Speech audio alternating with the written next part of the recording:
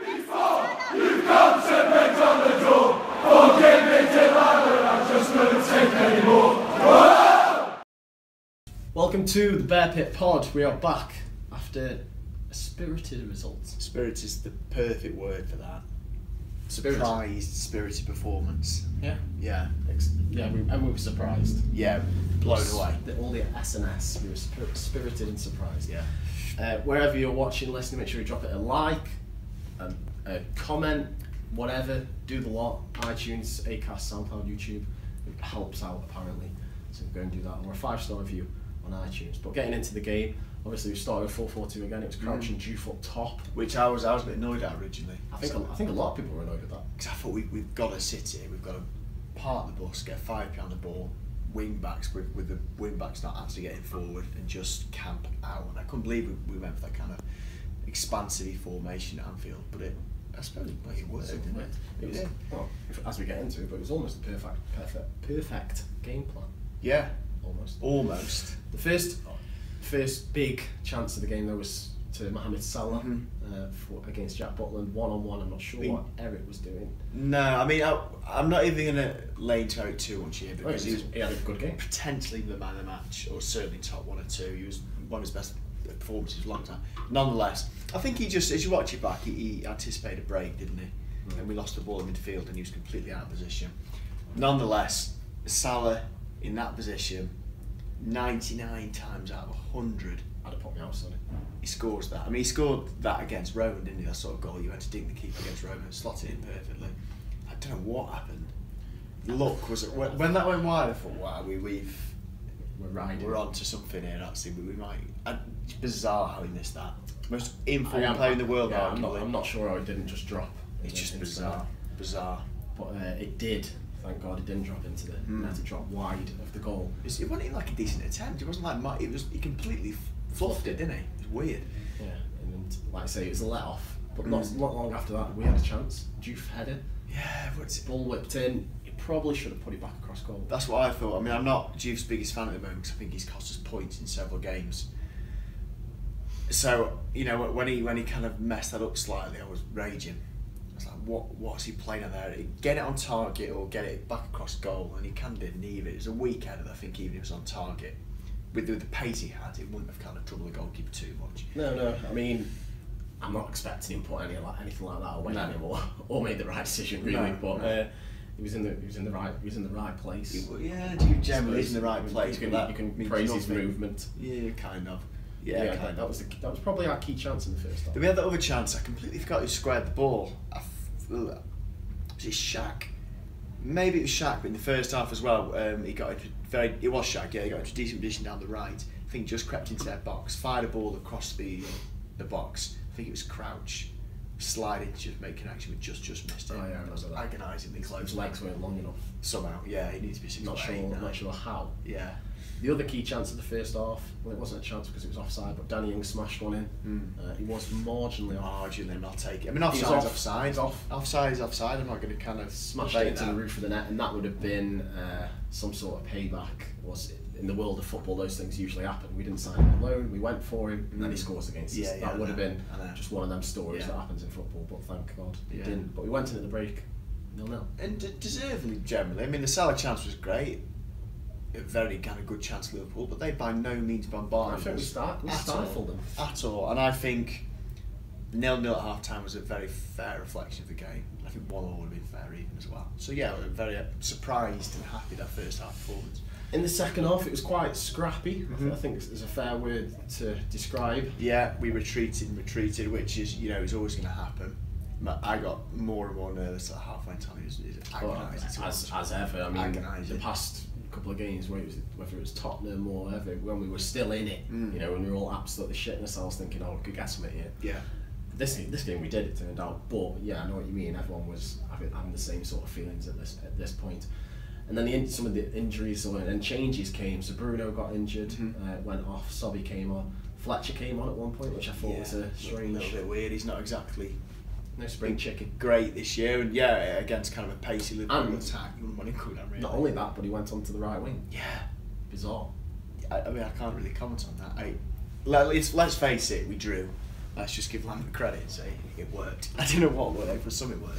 And we almost did snatch it right at the death. Ryan, of all people, I would have loved him to score that. It'd been brilliant if he'd have gone in. I think he went with the wrong foot. He did.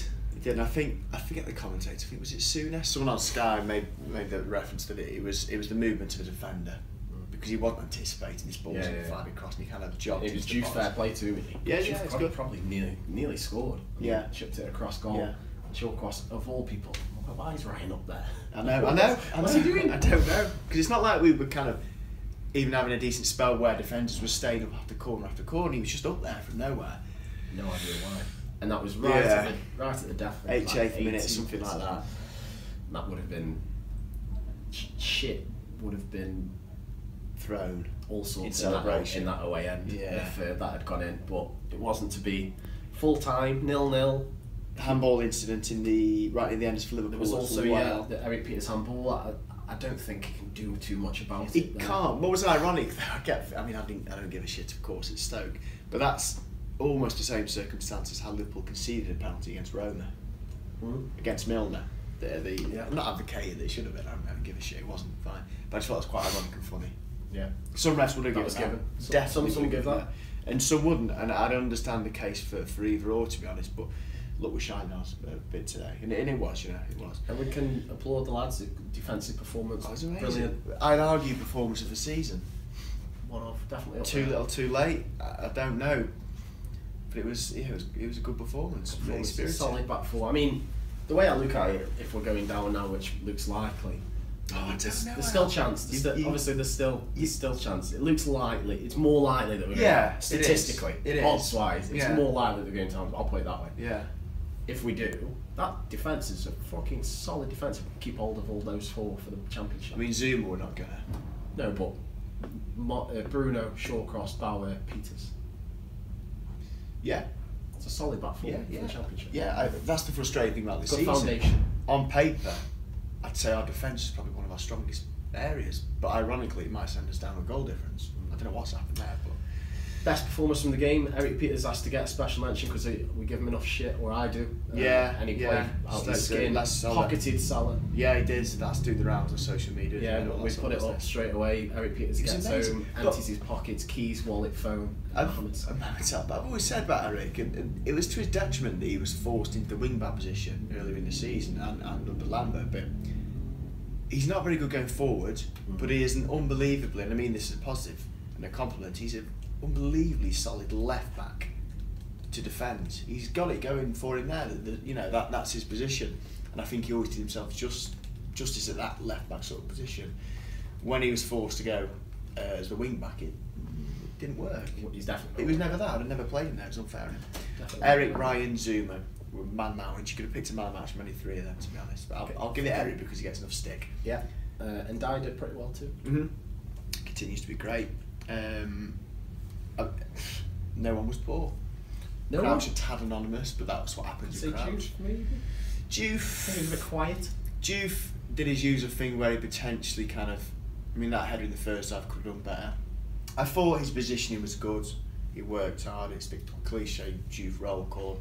And I won't criticise him too much for this particular performance. And I don't think Fletcher was very good when he came on. From being completely honest, but what you're expecting, Juve. Not known for 34-year-old out on the right wing. Yeah, I think his job was obviously to sit.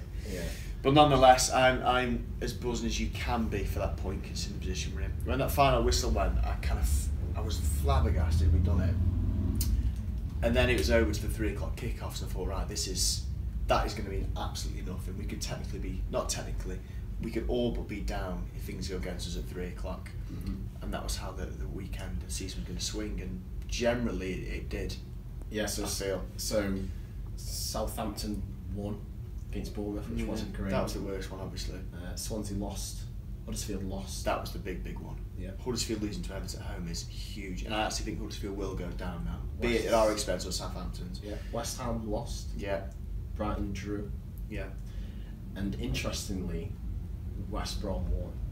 And West Brom they need a miracle to stay up because of the results around them. But again, they're doing a fantastic job. Is it Darren Moore? Yeah. At West Brom, to come in, he's beaten Man United, drew with Liverpool, 2-2. then won again against Newcastle. And they're only 2 points behind us now.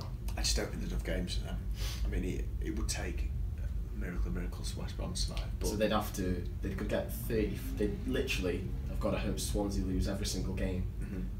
Southampton and us don't do too well, and they get on to 34 points, one above Swansea. Yeah, they're pretty much down. It leaves us on 30 points though. Southampton above us on 2. Obviously they've got a game in hand. Swansea got a game in hand. Huddersfield got a game in hand. West Ham got everyone above us has got a game in hand. But you know the fixtures especially for Huddersfield is one that's interesting. You know they've got Man City away, Chelsea away, Arsenal at home. Yeah. That's a bad run in for those. Yeah. You could realistically think that they're not going to pick up any more points. I mean, Arsenal's away record this year is shocking. It is shocking. 2018 anyway. And last game of the season on the beach time. Kind of. What I'm hoping now, because Wenger send off. Kind of, you start doing this thing in your mind that you want X team to win this game because they'll be more motivated, etc. I want Arsenal to get knocked out of the Europa League, so they don't have to face a final. Yeah. And thus they can put out, because that's after the season ends, and they can put out their strongest team against Huddersfield last game of the season to see Wenger off. That's my kind of long-winded thought process for Arsenal. And then you've got Southampton. Their games left are of course Everton away this weekend. Then they've got a big game in this relegation battle away to Swansea. Yeah, I don't know who want to win that or draw. I don't know the result of that. Yeah, you'd probably know after this next round of games. Yeah, at the moment I don't have a clue what I want the outcome of that to be. I think my head's leaning slightly towards a Swansea win, in the sense that when we play them, hope they're away by it. They're sorted and comfortable on the beach, and just hope Huddersfield lose every single game. And then we overtake Southampton. Yeah, Huddersfield. That's kind of it. Southampton on the last day do have Man City. Yeah, and Man City, by the way, do not look like they're taking the foot off. No, so they want to get all these. They want to get all the records. Yeah, I mean, it's so weird, you know, because the past several podcasts and my first 11 videos, my matchday videos, I've been so negative. And I feel justified in that negativity because let's face it, we look absolutely doomed. We still look a bit knackered now. But despite all that, a mini miracle happened at the weekend that we didn't lose to Liverpool. And then I was convinced Huddersfield would get something against Everton. This was their last real chance to seal the deal and stay up. They didn't. I don't know. I'm kind of. I hope I'm not being naive now and overly optimistic and red and white's tinted specs on. Yeah. I just think there's such. Am I being an idiot? Like, no, my hopes up again. It's definitely a chance. I feel like we were literally dead. We pronounced dead on the treatment table. Yeah. And then what's the thing they do in the hospitals? The heart thing. Pad thing. The heart, whatever it is. Hey, doctors out there. And I feel like we've just been revived ever so slightly. There's a heartbeat. There's a pulse still. I don't know. Who knows? This weekend beat Palace.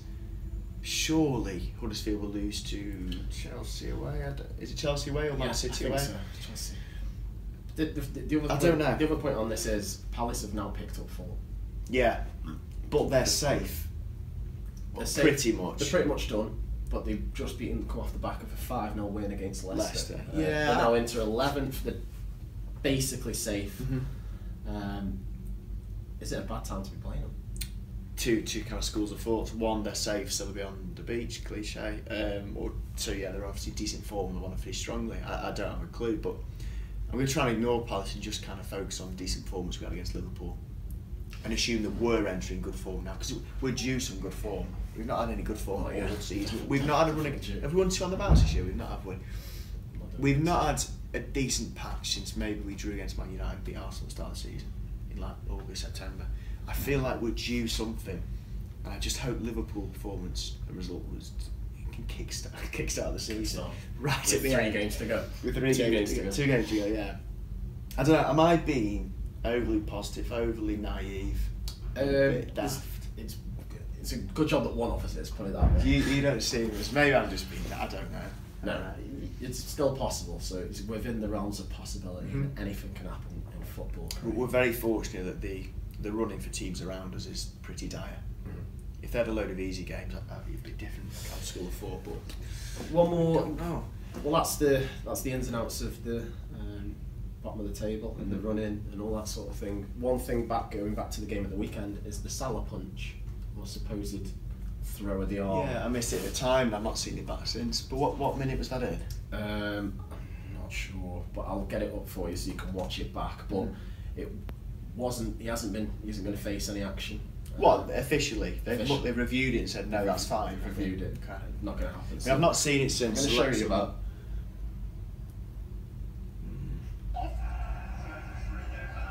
I don't know who that kid is. I mean, it's definitely a swing. He swings. I mean, if you're an old school football fan, you just say that's part and parcel of the game. In this day and age, if seen, that's a red. I mean, he didn't connect. I mean, what did Affleck get sent off a few years ago against West Brom at home? For barely a. Yeah. It wasn't even a slap. It was like a stroke of the face, and he got sent off. Yeah, I suppose in this day and age, that's a sending off. I can't remember who it was, but there's another example where someone's just aimed a punch and missed. Yeah. They got a ban. I mean, like with the lots of red card, we could have done that bit of luck, but we didn't. But then we did have luck at the same time with the handball, maybe, and the Salah miss, so it swings around about. One of the big clubs isn't going to get their main. I'm surprised there's no repercussions. We didn't miss the Champions League games. No. I'm surprised there's no repercussions. Rather, I'm not surprised. One other thing to go on to is the Supporters Council minutes, which were very interesting that came out recently. I've not had a chance to peruse these yet. Well, I'm going to read it to you. I'm going to read it to you because it's very interesting, Craig. It's probably the most interesting Supporters Council minutes there've ever been. I mean, they're never, it's not like reading some thriller. But basically, Tony Scholes was asked on a number of things from buying players to disconnection between, on who buys the players, disconnection between players and fans, also about the Hughes sacking. So I'll read it to you now. Obviously, I left the Supporters Council before it got this interesting. Political, isn't it? Yeah, just a bit. So, I'm going to read it all to you. This will take a while. The Supporters Council felt that in current circumstances it was entirely correct to devote much of this meeting to discuss the main point raised by supporters, the demise of a playing standard and disconnect between the club and supporters, the perceived lack of concerns from management and owners, and what the plan is for putting things right from next season. The chair, which is Angela Smith, highlighted how disappointed the council and the fans they represent have been with many aspects of this season. Tony Scholes was asked what he thought of the current situation and what lessons have been learned. He started by emphasising that the most important thing at the moment is to focus on finishing the league as strong as we can and try to retain our Premier League position. However, he added that whatever happens over the last 4 games, which is when the meeting must have been conducted, including if we stay up, it has been an incredibly disappointing season and one that's hurting everyone at and associated with the club. He argued that their issues this season weren't the result of complacency and that everyone was working as hard as they always have to try to achieve success for the club. He also noted he did not feel that there was a disconnect between the majority of supporters whose backing for the club and the team has been fantastic and has been further highlighted by record attendances at the Bet365 Stadium and by strong early bird season ticket sales. We'll see. That's a dodgy one. We did use Jack Butland, Shaqiri and maybe Joe Allen on the early bird ticket. We belong. But I'm not sure those guys will be there if we go down next year. He did, however, accept that mistakes and poor judgments had been made. He said that the club feel the pain of our current position every bit as much as supporters, saying that the club have to accept responsibility when things don't go as well as we would have hoped, and he personally accepts that responsibility. Tony Scholes pointed out that although Mark Hughes and his coaching team paid the immediate price of our disappointing season when they left in January, no one at the club has shared responsibility for the part they have played, including the senior management team right through the playing staff. This was discussed at a meeting of all coaching and playing staff on the Monday immediately after Mark Hughes' departure, where Tony Scholes personally told them that we all share responsibility. So basically there was some big team meeting. Just waiting me Wesley. Tony Scholes was asked to confirm the decision-making process about transfers. He stated that the recruitment team, Tony Scholes, Mark Cartwright and the whole scouting team, act on the manager's initial views of where he feels the squad needs to be strengthened by identifying potential signings and then, with the manager having the final decision, agreeing a preferred option player to pursue. He explained that the structure and process has not changed in 6 years and he has delivered many good signings in that time, but again, all of us involved in the process have to accept that some poor judgments have been made. So basically the panel hasn't changed in 6 years, and that is the manager always has the final say, I believe, that points out. Yeah. Which is a strange one. The manager always has the final decision. But then, I mean, how much does the manager really jump in and study these players that are suggested to him? There you go. He explained. Sorry. No, go on. What are you going to say? I'd say it doesn't sound any clearer still. I mean, and it's the other thing is, this is obviously if you want to believe all this. He explained that the owners, the manager, the technical director and himself are involved throughout the process of player recruitment, whether that be the player signing, retention or sale. But the strongest and final voice is always that of the manager, noting critically that the club only signs players that the manager absolutely wants. In response to a direct question, he then qualified this by saying that there have only been 2 occasions where, and for very specific reasons, a player has been signed by the club without the manager being the person driving that purchase. So 2. Who are they? I mean, if that's in Bula and Vimmer, Well, do you know what I mean? It completely undermines. I think Bauer could be one of them, because that was a signing that Mark Hughes maybe sanctioned but left.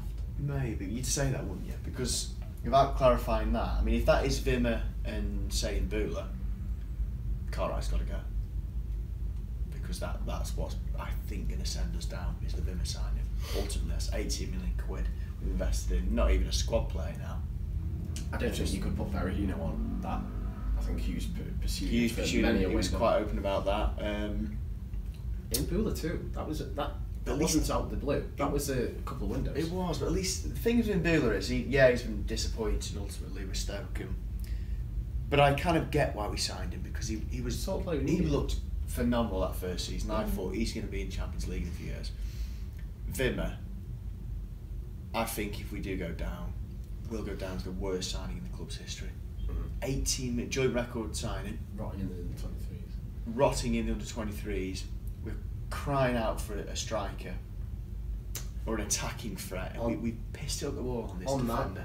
On that about a striker, in response to a further question, Tony Scholes confirmed that the club did try to sign a striker during the January transfer window. Didn't try hard enough though, didn't they? We went for Daniel Sturridge. Our backup was Danny Ings. Danny Ings couldn't leave if Daniel Sturridge left. Daniel Sturridge left, we couldn't get Danny Ings. That's all. So Sturridge chose West Brom over us. I believe so. We didn't offer enough. Or I believe so. I mean, that could be a mini blessing. Look what happened if we got injured. But we should have thrown the kitchen sink at that and put into context of how much we lose if we go down. I just can't believe we don't have backups. I agree. If you've signalled out you need a striker, and some striker has to come in. Yeah. At whatever level or whatever price. Yeah. You know, even if you've got a budget to work with, you should have plenty of options. You throw the kitchen sink at it. Not I mean, 2 from the same club. Depending on if the other stays or goes as well. I honestly think, I don't think it's too dramatic to say that we're going to go down because we've not got a striker.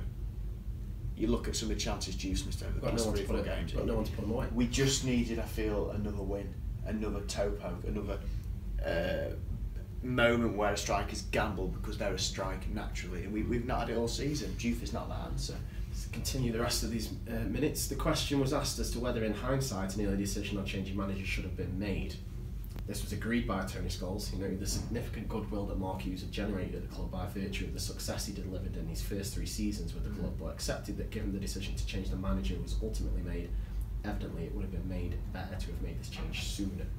So he accepts that Mark Hughes should have gone way sooner. Yeah. Probably about a year too late, in my opinion. Alright, for me, I reckon it's maybe a month or 2 too late. I think Lambert needed 1 more month. I think it should have gone before. Should Should have gone before the summer. Before the summer. The comment was made by council members that the writing had been on the wall. Basically echoing my point, the comment was made by the council members that the writing had been on the wall for the past 18 months, and it was felt that the faith in the previous manager on the back of 3 9th place finishes was ill-judged and prevented quicker changes. When questioned about his own position, Tony Scholes replied that he remains fully committed to his role and also reassures the supporters council that the owners remain 100% committed to the club. So for me, it seems like we're going to have no changes in personnel. Cartwright's confirmed, Lambert's confirmed, Scholes is confirmed, owners confirmed, if we're believing that. So no personnel changes, which I don't think is great. I think what's crucial to that is who are these 2 players that were signed behind the manager's back, or behind his back, or without his decision. That's what's key for me. And like I say, if that is Vimmer, then someone should go as well as Hughes. But that's the biggest emittance from the whole statement. I want to know who they are. From the rest of this, it was suggested that there's a disconnect between the supporters and the club hierarchy, which Tony Scholes felt this was not his view. He cited good season ticket sales for next season. However, it was put by council members that there was certainly a disconnect with some players, particularly those involved in well-documented actions which affect the club's reputation. Tony Scholes agreed that some of the players' stories in the media have been damaging. I think there's no guessing. Who? Hasse, Berahino? Hasse, probably some Berahino stories. Peter's potentially with the housewives stuff. Yeah, it'd be harsh to come down with Peter's. Similarly, I feel a disconnection with the club and the things we do. Well, kind of. What, as in Bearpit or? Yeah. I mean, I never feel welcomed or invited. I think we're kept at arm's length, and it's weird to see that they don't sort of not support. Obviously, we're going to criticise the club from time to time. That's understandable. And that's exactly what fan channels are there for. They're not to just be. We're not a mouthpiece like the Sentinel, so to say. But you see clubs like Liverpool, Man City. I think Palace are very good at it. Norwich even. They invite the fan channels in. They converse with them, actually have conversations, let them do things with players. Just actually have conversations, and the only time we hear from Stoke really is when the slappings on the wrist if we've accidentally used one of the pitches or something. Youth jumper. Yeah, or youth jumpers. So I feel a little bit of a disconnect with the club. Thing is, for me, Stoke it's always been the fans and then the friends and family I go with. I don't know, I can't disconnect with the club. It's different. I mean, I'm looking at it completely different. Yeah, I'm I know not looking you at it are. from a match day level. Obviously, that's completely different. I'm thinking of it more of a sort of media point. Yeah, no, I get that, 'cause that's kind of your background. I mean, I don't ever expect a bloody, I don't expect the red carpet to be rolled out either. I just mean maybe a little more conversation. Maybe, I don't know. A little more dialogue. I don't know. I don't know what I expect from a Premier League club this day and age. I've only ever known Stoke. I go to the games with my mates and family, and even in this relegation season, I enjoy the match day experience. As long as that remains, I'll never feel any hostility towards the club, really. Maybe that's a bit naive, and that's why we're in the position. I don't know. I just like to make it clear there's no hostility. I don't like hate the club or anything like that. I just feel a little bit of a disconnect. Still support the club, love the club. But Although, just disconnect with something. big news for you, though, endear you to the club. What? Contactless payment now. I'll get onto that, Craig. Get onto that. Let's highlight your season, isn't it? This is the moment of my season. I'll get onto the rest of the Tony Scholes chat first, then we'll come on to that. But to carry on, similarly, there have been reports about the perceived lack of discipline and fitness at Clayton Wood under Mark Hughes. It was questioned how was this allowed to happen. In response, Tony Scholes emphasised that all the managers manage in different ways and have a different approach. Whilst we've discussed many things with the manager and always have frank exchange of It's a ridiculous views. statement, because surely, I don't give a shit, you've got different ways of managing the team. Fitness is fitness. You can't have one that lets them smoke fags and have burgers. As It's a a different club, approach. It's a different approach. as a club, we always take the approach that you have to allow the manager to manage in his way. It's like That's a load of shit. There needs to be somebody over kind of seeing a general level, a standard, can't be dropped below. And you can't just say they've got different levels. Do you know what I mean? I don't know. I mean, You can pick that one apart very easily. Mark Hughes obviously wasn't pushing him as hard as it should be. Because that's why you've got Tony Scholes and the board. You monitor So, this yeah, sort to of check stuff. You that. get feedback. How's the fitness going? You've got. How many times were they in today? What did they do? Yeah. What drills Yeah. did they do? Yeah. How long were they out there? What session was it? Was it passing? Was it fitness? Yeah. What have they done? I'd have all that. Of course you would. That's the structure of any company. And if that changes, if that drops, or they've had a day off it, or they've only done one afternoon session here, where they usually do two. And that says worryingly that no one is doing that or Yeah, was yeah. doing that because Exactly. they obviously didn't know the fitness was on its arse because no one was monitoring. I think that's Like, oh, it's Mark. It's Mark's ways. yeah. Don't worry about it. I just see one of the players having a fag behind the bike shed. Don't worry about it. It's Mark's way. Just leave it. They got a point at the weekend. That's how it works. Yeah. That's his worst comment so far. On the rest, on a related topic with media leaks happening, it was asked if the club has tried to stop the stories from being published. The reply was that the stories are often created by people with vested interests and are often wrong. Supporters Council felt on occasion, and for stories of strategic importance, that the club should be more proactive, whilst also acknowledging that correcting stories of a more trivial nature would be all-consuming. A comment was made by the Supporters Council that the club and the team appears to have lost its identity. We don't know what our style of or identity is. It was stated that we need to get back to our down-to-earth identity, which reflects the local area where players' character is considered necessary as well as ability. Bring back Tony Wellington. I don't know if I fully agree with that. That's literally work hard. Yeah, I don't know if I fully agree with that. I mean, kind that's of- I'm with you on the that one. views of the council. I was I mean, kind of saying bring back Tony Pulis. You know, yeah, that's got its it is. limitations. I mean, that's a certain style of football. Our style of football as a club does not have to reflect the local area at all. I mean, the Barcelona, Stoke days were not reflected in the area at all, and that's some of the best football we've ever seen. So no, I don't agree with that point. The club representatives confirmed that a number of scenarios, depending on which division the team will be playing in next season, are already being discussed, but the focus mainly for now is to complete the season as strongly as possible. The council said they were pleasantly surprised and appreciate the forthright discussion, stating that they feel better about the club's position than they did at the start of the meeting, but did feel that the club needs to do much more in terms of keeping supporters updated with information to remove the vacuum which then leads to misinformation and rumours. In conclusion, the council members asked if the club could be more proactive and engaging with supporters through media and directly. Yeah, that's what I said. To get back to the one club identity we have been renowned for during our Premier League stay. There's often a huge gap between fans and players, and officials of most top division clubs in Stoke have always worked hard to avoid this, but in the council's view, they need to do what they can to reduce it at the current time.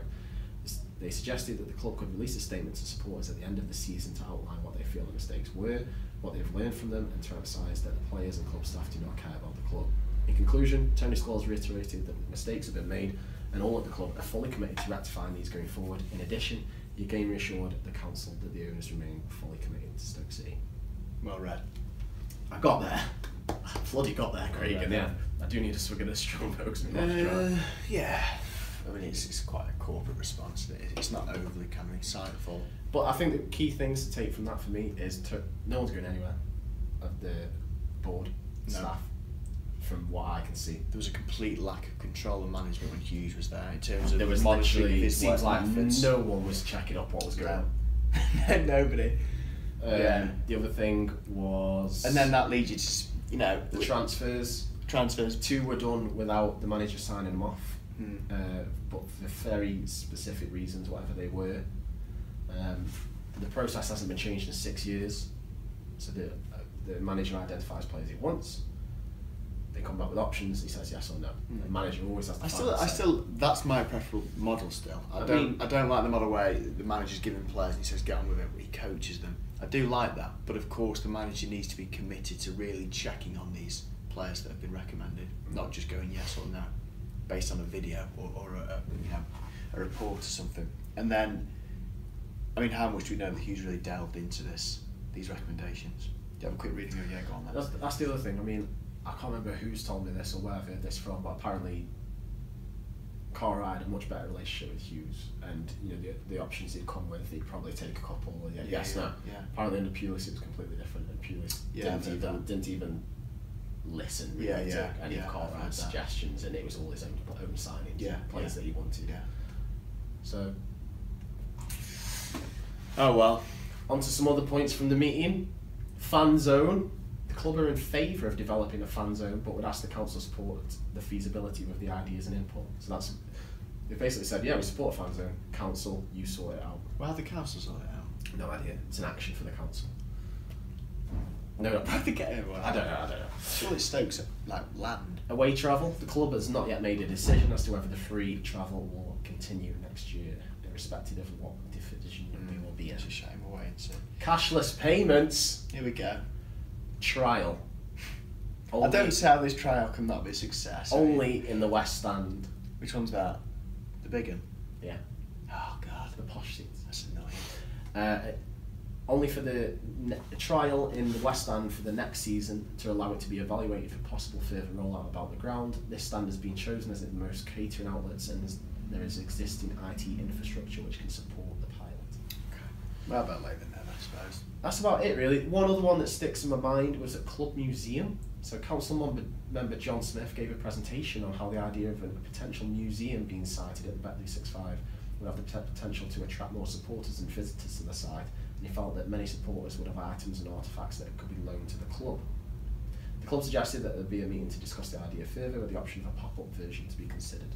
I like that. I think, we've not won many major honours. Well, we've won one in our history, but we're one of the founder members of the Football League, and I think football should owe a lot to these sort of clubs, and we're certainly one of them, so I think we've got a lot to shout about historically. And that's it, that's the end of, there's some other things but we're not going to read them, and they also confirmed there will be no end of season awards. Yeah. Just another few things before we go on to people's questions. Hesse has today been confirmed he won't be returning to the club, also is no longer being paid. For you, Al? Yeah. Success or not? Oh, I don't know about that, Craig. He scored a goal against Arsenal. Who knows, that 3 points you got? How much is that 3 points worth? I don't know. We'll know in a few weeks. Washout. Hey, if that goal and those 3 points keep us up. Signing of the season. Worth it. Yeah. Worth it. Another thing in the news today, Butland, apparently Wolves are going to come in with a 35 million bid if we go down. I mean, Butland's going, I've accepted that. Do you know what? I mean, from the game at the weekend, he had a few moments. And Liverpool fans that I saw on the timeline were like, we want him. Obviously citing out some of the mistakes he was making. Yeah. I think with some of the errors he's had and his stock's fallen. His stock's definitely fallen. Yeah, I could see him ending up at a upper mid-table team now. I mean, I'm not saying that West Ham are this player. A West Ham type where Everton could go for it would not surprise me. Well, Everton have got Pickford, he won't be Everton. Yeah, not Everton, but that's sort of level of club anyway. I mean, Wolves, they've got money to spend, they've got plenty of money to spend. I don't think they'll get relegated next season. I think they'll go up and consolidate, strengthen. So it could be a potential move. I mean, which is horrible. On that as well, Alan was linked to them earlier in the week. I don't. You know, of all the clubs going, Wolves up there are my top 5. I don't like your list. With threatening name, The Dingles. The Dingles, yeah. The Yams don't like Wolves at all. That would. Well, let's hope none of those moves come off. Let's get on to the people's questions. Let's have a bloody look. Asbo26, my wife has promised me a blowjob to cheer me up if I go down. I'm not sure. If I go down, it's her, isn't it? If we go down. I'm not sure even this will help, but I'm not telling her that. What would cheer you up or make you a little better if we get relegated? I could be down to win the lottery. England win the World Cup.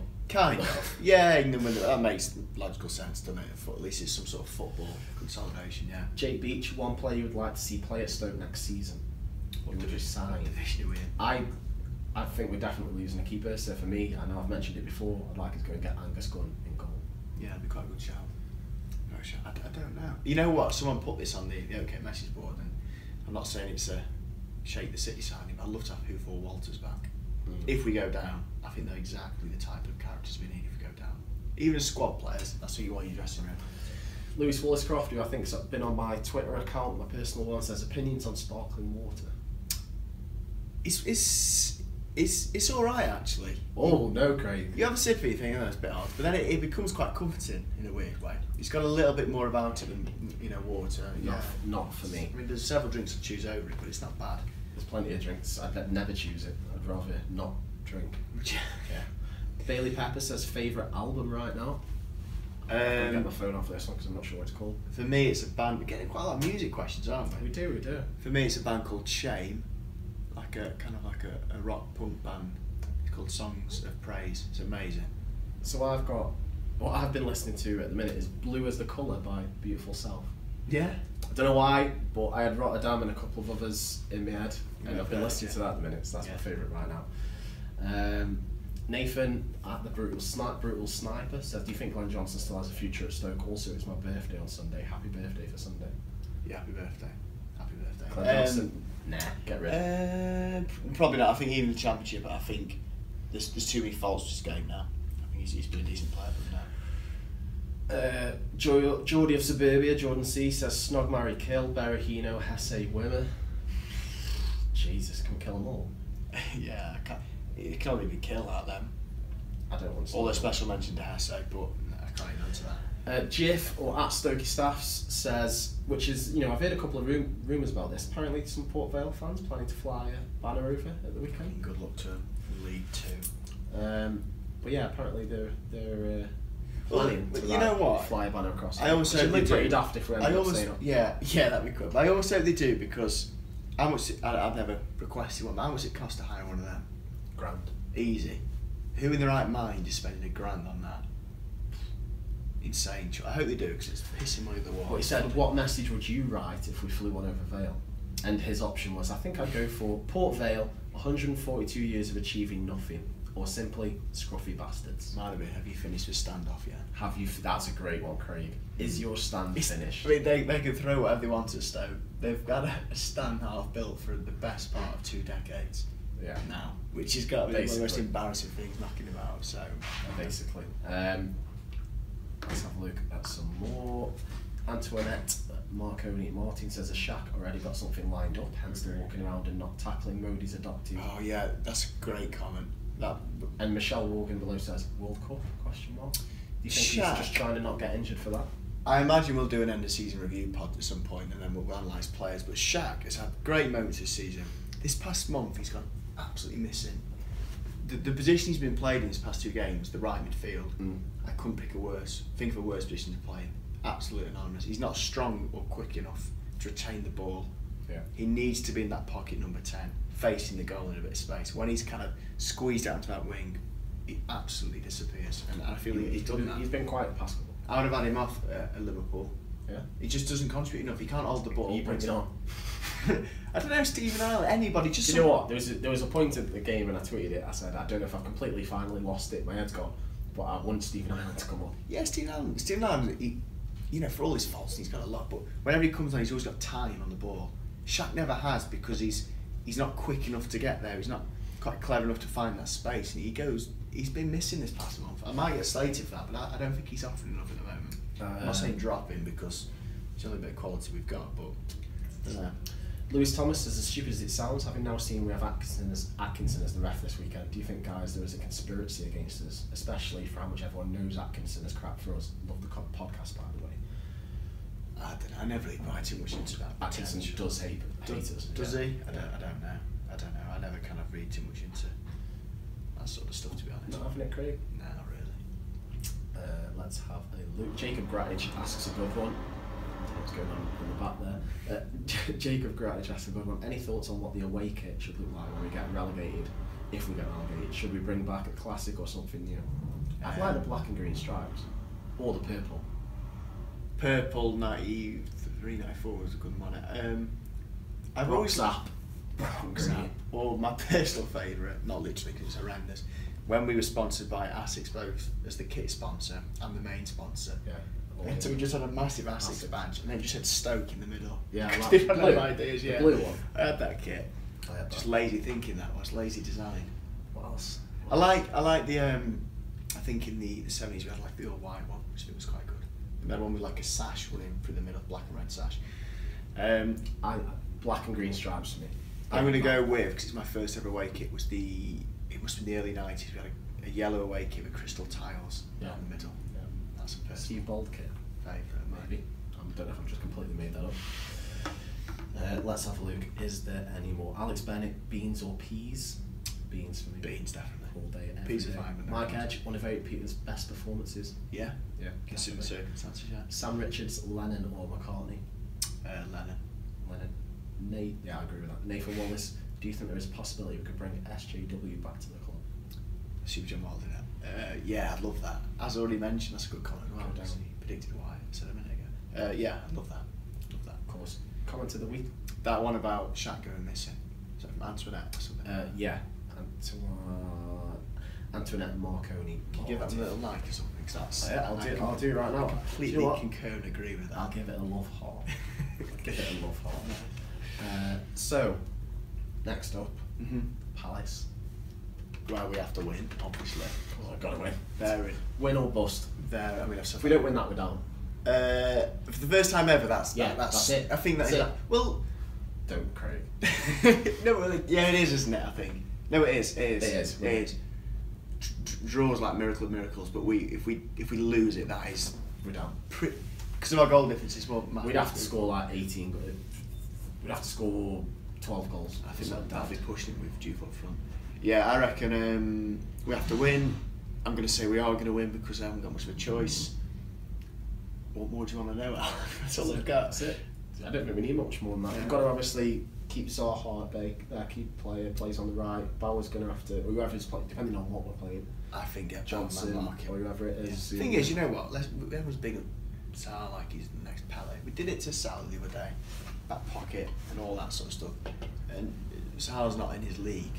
We can do it again at home with the crowd behind us. Honestly, this time next week, this truly might be on. This really, really might be on, which would be remarkable. So let's imagine the tension. Oh mate, everything. I mean, I've had my Swansea ticket for a month now. And I've not booked my train yet because I'm waiting to see what happens because it's £80 from London. But this could be on. This could be on. So everyone that's going to the game on Saturday, there can't be, even if it's 0-0 at 70 and we're not playing great, there can't be boos, there can't be discontent, there can't be the moans and groans. atmosphere. It has to be that more than ever. It really, really does, and I'm hoping the crowd can give that, because it's such a big game. Such a big 100%. game. So everyone who's going, top of your lungs, please. Lastly, before we do go, I wanted to throw a little something in. Obviously, the Bear Pit TV will continue whatever league we're in next season, but I wanted to ask out there, obviously the podcast will continue too, but regarding YouTube and videos, what else do you want to see? Because obviously, if say we do go down, coverage becomes a lot less from the rest of the world. The national media. We're not going to see much Premier League stuff. Our highlights are going to be on Quest, whatever channel that is, at 9. So obviously Stoke City coverage is going to go downhill from the mainstream media anyway. So let us know, comments, questions, comments below, wherever. Tweet me, tweet Craig, tweet the Bear Pit. What do you want to see next season? Whether it's a different show, whether it's just an additional show on the YouTube. Do you want to see more Sam? Shout out Sam, by the way, at the weekend, who got an interview with Jack Butland. Yeah. Nothing I've ever been able to do. Yeah. Actually, sorry, scrap that. I've interviewed Jack Butland. I think. Oh, you did for FIFA thing. Yeah, didn't the you? FIFA one. Yeah. Scrap that. Sorry, Sam. It's not as special as it was previously. No, but seriously, Sam. If Sam doesn't become some sort of reporter or involved in the media somehow, then I'll be very surprised. Little lad who's So absolutely the clipped us all, wasn't he? He's going to do us all. Yeah. Put us out there for John. But yeah, let us know what you want to see. But apart from that, that has been the Bear Pit Pod. Go and make sure you drop us a like on YouTube, Acast, SoundCloud, iTunes, wherever it is. Leave us a 5-star review. I'll see you next week. Bye bye.